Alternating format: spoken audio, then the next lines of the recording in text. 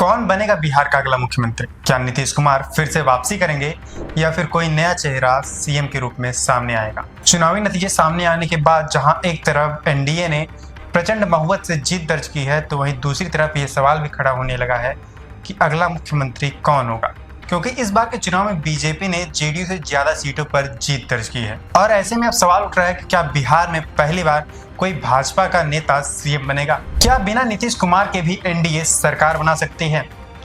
आखिर ये चुनावी समीकरण क्या कहते हैं, आइए इस वीडियो में जानते हैं। बिहार की सियासत इस बार जिस मोड़ पर खड़ी है वह पिछले कई दशक में कभी नहीं देखा गया, क्योंकि पहली बार खेल ऐसा बन चुका है कि सत्ता की चाबी बीजेपी के हाथ में आ सकती है, और वह भी बिना नीतीश कुमार के समर्थन के। अभी तक सामने आए नतीजों के मुताबिक एनडीए का वो चेहरा जिसे नीतीश के इर्द गिर्द घूमता माना जाता था, अब तेजी से बदल रहा है। बीजेपी 95 सीटों पर आगे है।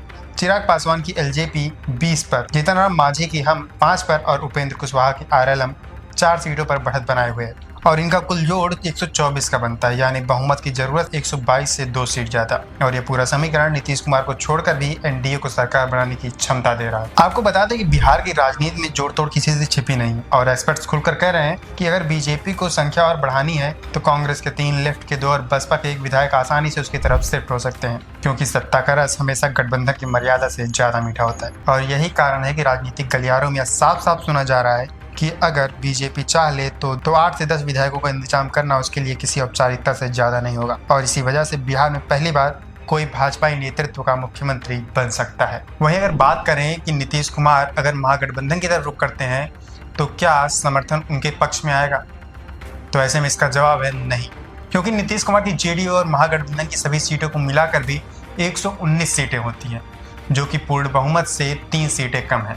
यह सिर्फ संख्या की कमी नहीं है, बल्कि राजनीतिक दबाव और भरोसे के समीकरण की भी बड़ी बात है। छोटे दलों की भूमिका जहां निर्णायक हो सकती थी, लेकिन उनकी स्थिति और रुझान यह संकेत दे रहे हैं कि वे अकेले किसी मजबूत सरकार की गारंटी नहीं बन सकते। इस स्थिति में यह साफ दिखाई दे रहा है कि सत्ता का असली केंद्र बीजेपी ही है। न केवल वह सबसे बड़ी पार्टी बनकर उभरी है, बल्कि उसके पास विकल्प और रणनीति का पूरा नियंत्रण भी है। बीजेपी अब अपने समीकरण में सहयोगियों और छोटे दलों के समर्थन से बहुमत आसानी से पक्का कर सकती है, जबकि नीतीश कुमार के पास सीमित विकल्प ही बचे। बीजेपी ने पूरे चुनाव अभियान के दौरान नीतीश के चेहरे को लेकर जो रणनीतिक भ्रम बनाए रखा, उसका असर पूरी तरह सामने आ गया। जून 2025 में गृह मंत्री अमित शाह ने कहा था कि मुख्यमंत्री कौन होगा यह समय तय करेगा। अक्टूबर में उन्होंने फैसला सहयोगियों पर छोड़ दिया, और विवाद बढ़ने पर नवंबर में कहा कि नीतीश ही मुख्यमंत्री रहेंगे। लेकिन अब नतीजे बता रहे हैं कि यह असमंजस ही बीजेपी का असली राजनीतिक हथियार था। सीट बंटवारे से ही साफ दिख रहा था कि पार्टी अपने लिए रास्ता खुला रख रही है, और आज के नतीजे उसी रणनीति को वैधता दे रहे हैं। भाजपा सबसे बड़ी पार्टी बनकर उभरी है, जबकि नीतीश का कद 2020 की तुलना में भले मजबूत दिख रहा हो, पर उनकी राजनीतिक उपयोगिता अब बीजेपी पर दबाव बनाने के बजाय खुद दबाव में फंसती दिखाई दे रही है। बिहार की राजनीति अब एक ऐसे मोड़ पर आ गई है जहां सत्ता की चाबी बीजेपी के हाथों में जाती हुई दिखाई दे रही है, और नीतीश कुमार की रणनीति सीमित दिख रही है। ऐसे में आपको क्या लगता है कि बिहार का अगला मुख्यमंत्री क्या फिर से नीतीश कुमार होंगे या फिर कोई भाजपा नेतृत्व का चेहरा होगा? कमेंट करके जरूर बताइए, और ऐसी तमाम छोटी बड़ी खबरों के लिए देखते रहिए यूपी न्यूज़।